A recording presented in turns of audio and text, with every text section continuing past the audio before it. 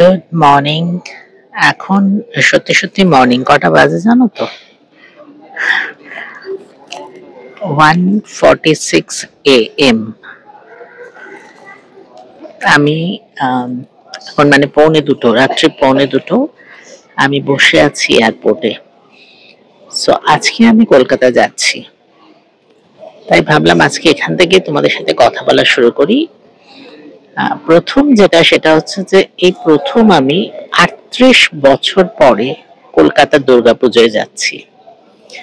এটা একটা বিরাট ব্যাপার। অ্যান্ড অলরেডি আমার টিকিট ছিল 25 তারিখে, বোধ হয় 25 তারিখে।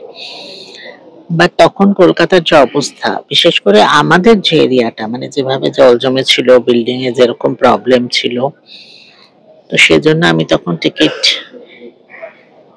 ক্যান্সেল করি, মানে যাবো নাই ভেবেছিলাম। মনটা খুব খারাপ হয়ে গেছিল। তো আলটিমেটলি আজকে যাচ্ছি। ভালো লাগছে, কিন্তু এত রাত্রিবেলা, মানে পুরো প্যাকড এয়ারপোর্ট।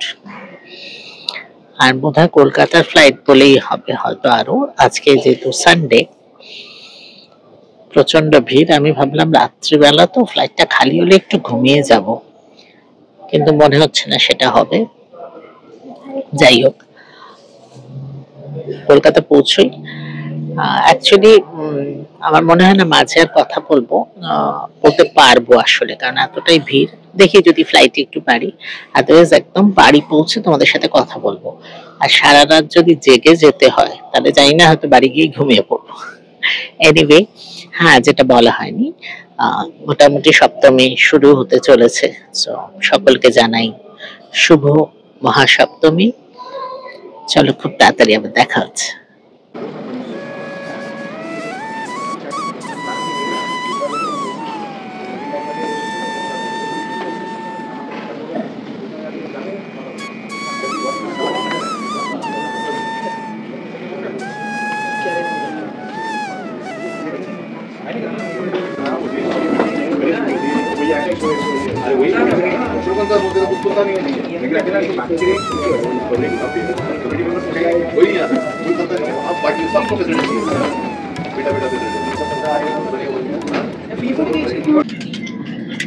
দেখো, এসে তো বসেছি, কিন্তু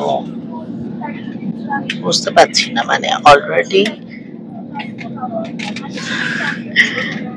আধা ঘন্টারও তো লেট আছে। আরো কতটা কি হয় দেখা যাক। আর প্রচন্ড বৃষ্টি পড়ছে, মানে এই বৃষ্টির জন্যই অ্যাকচুয়ালি প্রথমবার যাওয়াটা ক্যান্সেল হয়েছিল।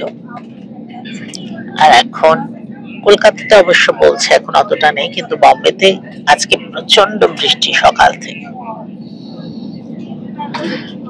আশা করছি ঠিক মতো পৌঁছে যাব।